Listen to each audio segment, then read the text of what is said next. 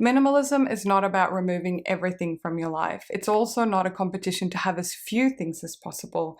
But what minimalism is for me is to have things that you use, enjoy, and that have a really good purpose in your life. So today I'm going to take you along as I clean up in my linen cupboard and talk through the kind of stuff that I have in there that really work for my family of 2 people and 1 cat. So let's dive in.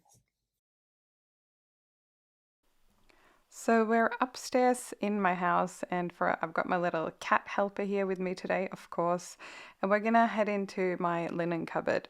This is the first house I've ever lived in that actually had a proper linen closet, so I feel very grown up. But here is the stuff that we're working with today, and we're going to empty this out. Got some gift wrap stuff, we've got some random blankets and things.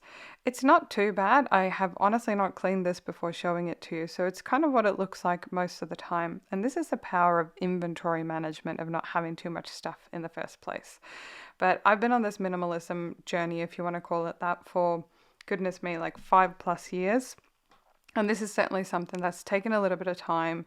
And it's very tempting to accumulate more stuff when you have more space. I'm sure many of us are guilty of that. So I'm just emptying all the shelves out here, and we're going to do a little pit stop and have a look at what we're dealing with on the floor outside of the camera. Okay, so I've taken most of the stuff out of the linen cabinet, and the cat. Hey Lumi, what you doing? Hey. She is loving my gift wrapping station. So I've emptied up most of the shelves here, and on the bottom I've just got some blankets and stuff. We're going to look at those in a minute.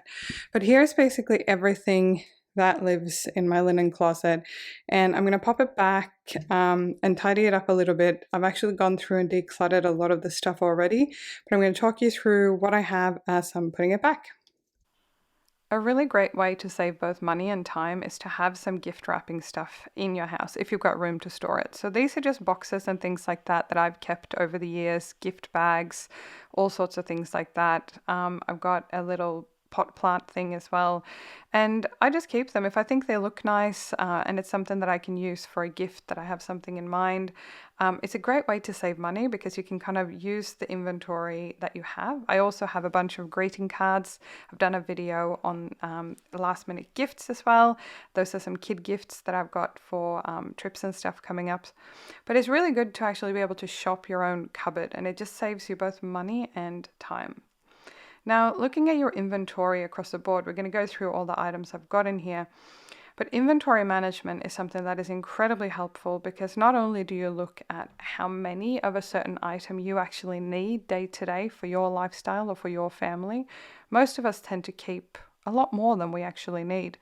But the second thing that I'm getting better at is to actually look at the quality of things, because I tend to use things for a really long time, and things like bed sheets and towels, because we wash them so often, they do get worn out, and it's easy to forget to check them when they're coming out of the dryer or the laundry of how good condition are these items actually in.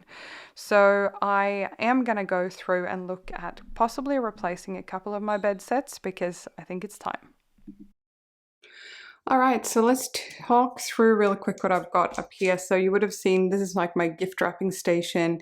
In that big black bag, I've got a bunch of greeting cards, gift bags, things like that.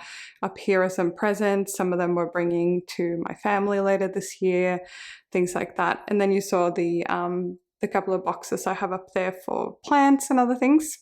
This here is our winter blanket and our electric blanket, so we don't really need that right now, which is why I've stored it up and out of sight. And here are our sheets. So I currently have 4 sets of sheets in total. One set is currently on our guest bed downstairs. One is on our own bed. And then we have 1 spare for us and basically 1 spare if guests would stay in both of our guest rooms because we have a sofa bed as well.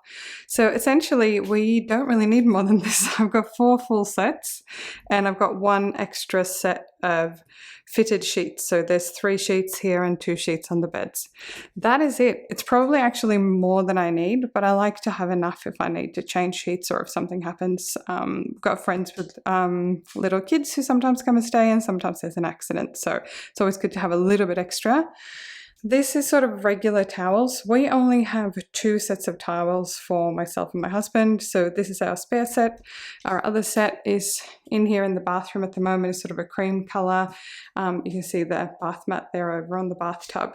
So essentially we've got 2 towels, a bath mat, and a couple of hand towels, because I do have the powder room here and I've got a guest bathroom downstairs. So I do like to have, I think I have 4 extra towels of those.